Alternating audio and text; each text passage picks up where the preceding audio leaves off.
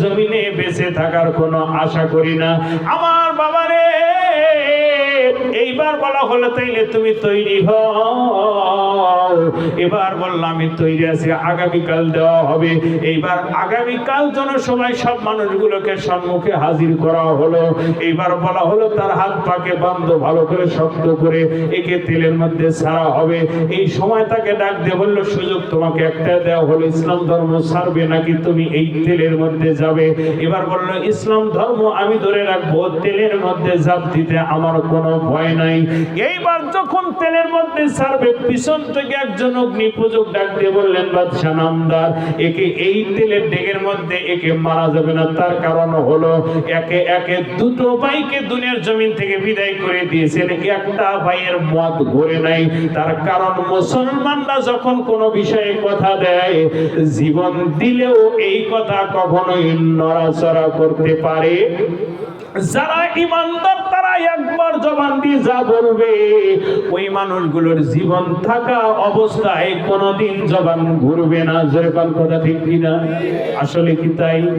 এখন যদি এখানে দেখেন একটা মারামারি হচ্ছে, একজনের দোষ আর একজনের কোনো দোষ নাই, কিন্তু আপনার সন্তান যদি ওখানে সাক্ষী হয়, আপনার সন্তানকে যদি বলা হয় যে এটাকে আপনার সাক্ষী মানলাম, পরের দিন সকাল বেলায় যখন বিচার বসবে, যখন ফয়সালা করার জন্য বসবে, এবার বিচার আপনার বিচারক ডাকবে সাক্ষী কই, এবার খোঁজ নাও, বলো নাই বাড়িতে নেই। কোথায় গেছে? বলে আত্মীয় বাড়িতে। কেন? বলে না এই সাক্ষীতে কি মরবি নাকি? আছে না নাই? আছে না নাই? কথা বলেন আছে না নাই? বললো যে না আর যাই তাই, আমার সন্তানকে আমি সাক্ষী দিতে দেব না। কেন? বললো সাক্ষী দিলে সত্য বললেই আমার গ্রামে থাকা হবে না। দুনিয়াটা কি এই সোনাতলার মধ্যে এতটুকু নাকি আরো বড় হয়? আরো বড়? তাহলে দুনিয়ায় কি জায়গার অভাব আছে? আমরা সামান্য একটা সত্য বলতে পারি না। কি জন্য? যে বিপদ আমার কাঁধে আসলেও আসতে পারে, কিন্তু যারা ইমানদার, যারা দাবি করবে নিজেকে ইমানদার দাবি করবে, আপদ বিপদ বালা মুসিবত সারা পৃথিবীর মানুষ আপনার বিরুদ্ধে যদি দাঁড়া যায়, দয়ার নবী যখন কোরআনের দাওয়াত মানুষের মাঝে যখন গেলেন, সব মানুষগুলো নবীর বিরুদ্ধে যখন নবুয়তের দাবি নবী করলেন আমি নবী, কেউ নবীকে নবী হিসেবে মানলেন না, সবাই নবীর বিরুদ্ধে দাঁড়ায় গেলেন। নবীর বিরুদ্ধে সব মানুষগুলো চক্রান্ত করলেন, এমন চক্রান্ত যে নবীকে দুনিয়া থেকে বিদায় করে দেবে। আল্লাহ পাক বললেন তাম পৃথিবীর সব মানুষগুলো যদি আপনার বিপক্ষে দাঁড়া যায়, হে নবী আমি আপনার পক্ষে আছি। তার বাস্তবতা নবী যেদিন মক্কা থেকে মদিনাতে যেদিন হিজরত করেছিলেন, চতুর্দিকে 12টা গোত্রের ওই সময়ের অস্ত্র শস্ত্রের যারা আপনার পারদর্শিকতা যারা অর্জন করেছিল, যারা কুখ্যাত ডাকাত, এই 12টা সম্প্রদায়ের মধ্যে থেকে যারা কুখ্যাত ডাকাত, তাদেরকে নবীর বিরুদ্ধে লাগানো হয়েছিল। আল্লাহ পাক বলেছিলেন হে নবী আপনার ঘরের চতুর্দিকে যারা কুখ্যাত ডাকাত, এই সমাজের মধ্যে যারা ঘৃণিত মানুষ, যাদের পেশা হলো মানুষকে খুন করা, তারা আপনার ঘরের চতুর্দিক দিয়ে ঘেরাও করেছে, আপনাকে দুনিয়া থেকে তারা বিদায় করে দেবে। হে নবী আপনার কোনো ভয় নেই, আল্লাহ পাক আপনার সম্মুখে আছে, আপনি তৈরি হন, মক্কা থেকে মদিনায় হিজরত করতে হবে। দয়ার নবী যখন মক্কা থেকে মদিনায় হিজরত করবে, বাহিরে যখন পা রাখলেন, দেখলেন চতুর্দিকে কাফের মুশরিকেরা নবীকে ঘেরাও করে রেখেছে। আল্লাহ পাক বললেন নবী সামনে অগ্রসর হন। নবী সামনে অগ্রসর হলেন। এইবার দেখলেন এই সামনে আমার কুখ্যাত ডাকাত আমাকে এই মুহূর্তে হয়তো নবীর উপর আঘাত করবে।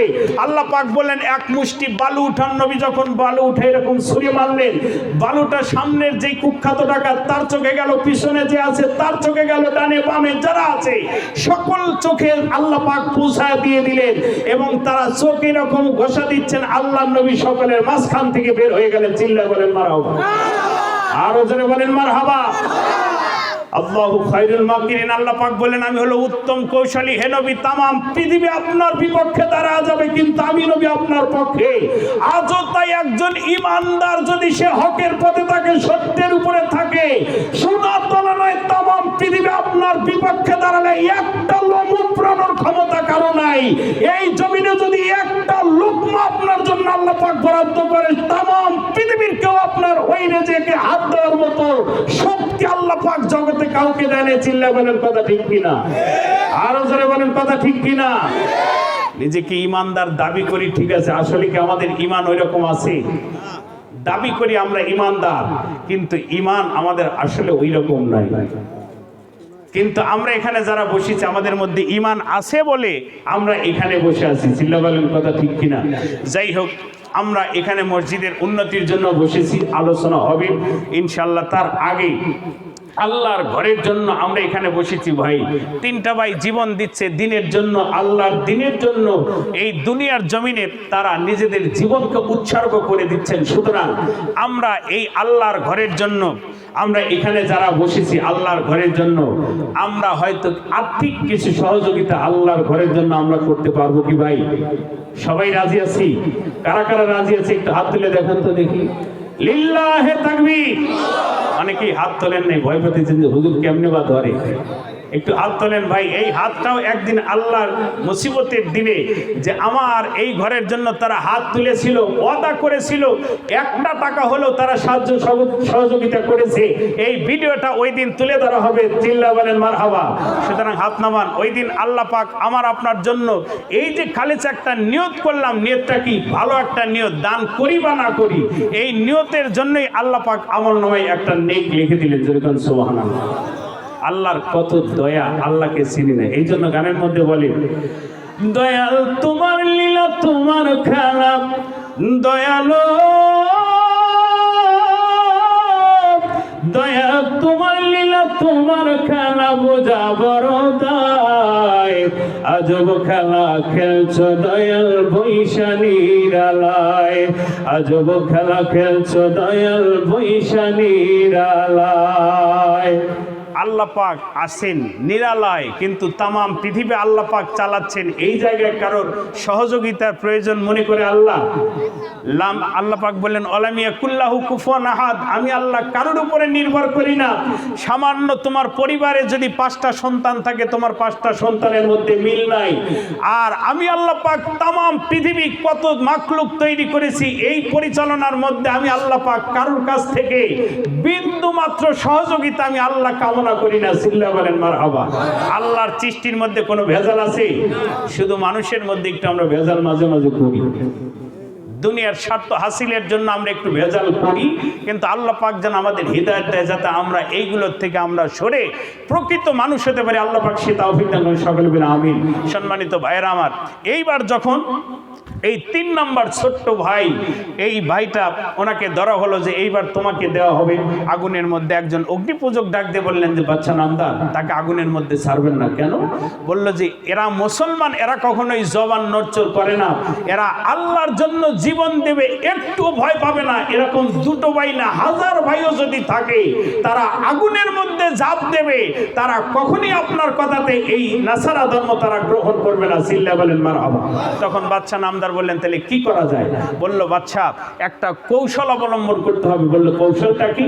বললেন আরবীয় পুরুষেরা একটু নারীদের উপরে একটু লোভী হয়। সুতরাং আমি চাচ্ছি যে আপনার এই ছোট্ট ভাইটাকে, আপনার আমার একটা মেয়ে আছে ঘরে, মেয়েটা অনেক সুন্দর।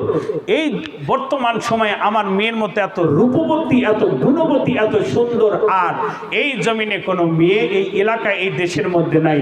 আমার মেয়ে হলো সব থেকে সুন্দর। সুতরাং আমি চাচ্ছি যে এই যুবককে আমার কাছে একটু তুলে দেন।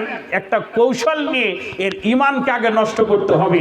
ঈমান নষ্ট না করতে পারলে তার ঈমানকে হরণ করা যাবে না। তখন কি করা যায়? বললে একে আমার হাতে তুলে দেন, আমার মেয়েটাকে দিয়ে একটা ঘরের মধ্যে বন্দি করে রাখবো। সুতরাং এই ঘরের মধ্যে যখন আরবীয় পুরুষ মহিলা মানুষ পেলে তারা একটু আনন্দ উপভোগ করবে, তাদের মহিলাদের উপরে একটু লোভ বেশি থাকে। সুতরাং আমি চাই যে আমার মেয়ের সাথে তাকে একই ঘরে বন্দি করি। এই যখন ঘরের মধ্যে বন্দি থাকবে, তখন অসামাজিক কাজের মধ্যে যখন লিপ্ত হবে, তার ঈমান নষ্ট হয়ে যাবে। আর ঈমান যখন নষ্ট হয়ে যাবে, এর দ্বারা সব সম্ভব। চিল্লা বলেন নাউজুবিল্লাহ। আসলে কি তাই? ঈমানদারের ঈমান কেনা যাবে? যারা প্রকৃত একজনকে সাপোর্ট করে, লক্ষ টাকা দিয়ে কোনোদিন ভোট কেনা যায়? ভোট হলো মনের খোরাক। চিল্লা বলেন কথা ঠিক কিনা? ভোট মনের খোরাক, আপনার সাথে থাকবে, আপনার সাথে থাকবে, আপনার সাথে খাবে, দাবে, ঘুমাবে, নামাজ 5 বারের কাছে 6 বার পড়বে, কিন্তু ভোটের বেলায় যা দেখবেন যে আর দিক দিয়ে বসে আছে না নাই? আমার মুসলমান ভাইরা, এই জন্য মানুষের সামর্থ্য কখনো টাকা দিয়ে কেনা যায় না, এটা দিল থেকে আসে। চিল্লা বলেন কথা ঠিক কিনা? আমার মুসলমান ভাইরা, এইবার বলা হলো তাকে এই মেয়েটার সঙ্গে যখন ঘরের মধ্যে দেওয়া হবে আর ঘরের মধ্যে যখন ঢুকবে আমার মেয়ের দিকে যদি একবার তাকায়, বাচ্চার নামদার আমি বলে দিলাম, আমার এই মেয়ের দিকে একবার তাকাইলে জমিনে এমন কোন পুরুষ নাই যে এখান থেকে ফিরে যেতে পারে। জোরে কান নাউজুবিল্লাহ। আমার বাবারে, ইমানদারের ইমান যে কত দামি, আল্লাহর উপরে যারা একবার ইমান আনে এর বাস্তব নমুনা আপনাদের সামনে আলোচনা করে ইনশাআল্লাহ আজকে আলোচনা শেষ করব। তার আগে আল্লাহর ঘরের জন্য বাজান রে কোনো মানুষ উঠা বসা করবেন না। যদি প্রাকৃতিক প্রয়োজন হয়ে যাবেন, তবে আপনাদের কাছে কিন্তু আমি দাবি করেছিলাম একজন মানুষ যাবেন না আল্লাহর ঘরের জন্য একটা রাত আল্লাহর ঘরের জন্য একটু বসে থাকেন। এটাও আল্লাহর দরবারে ওই দিন মুসিবতের দিনে নাজাতের জন্য আল্লাহ কবুল করবে। সুতরাং আল্লাহর ঘরের জন্য আপনাদের কাছে দাবি করেছিলাম, কেউ যদি কিছু নাও পারি আপনি বসে থাকবেন। আপনি যখন উঠে যাবেন আপনার পাশ থেকে আরেকজন চলে যাবে। ঘরটা কিন্তু আল্লাহর, সুতরাং পরিবেশটা আপনারা একটু ভালো রাখবেন, এটাই আপনাদের কাছে আকুল আবেদন। একজন মানুষ প্রাকৃতিক কোনো প্রয়োজন ব্যতীত এখান থেকে উঠবেন না। আপনি যদি উঠে যান আরেকজন চলে যাবে, মাহফিলের পরিবেশ নষ্ট হয়ে যাবে। অনুরোধ থাকলো আপনাদের ধৈর্যের ত্রুটি করব না, ধৈর্য আপনাদের বিরক্ত করব না। অল্প সময়ের মধ্যে ইনশাআল্লাহ আলোচনা শেষ করব। তার আগে আল্লাহর ঘরের জন্য আপনাদের চেয়ারম্যান, মাননীয় চেয়ারম্যান সাহেব জনাব হাফিজুর রহমান হাফিজ ভাই 1 নয় 2 নয় 4,000 টাকা জোরে গান মারহাবা লিল্লাহে তাকবীর।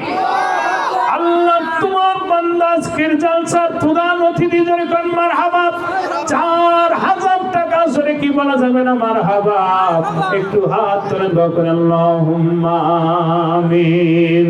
দিয়া দোনো মন বুঝে আল্লাহ বুঝে বেটা দিয়া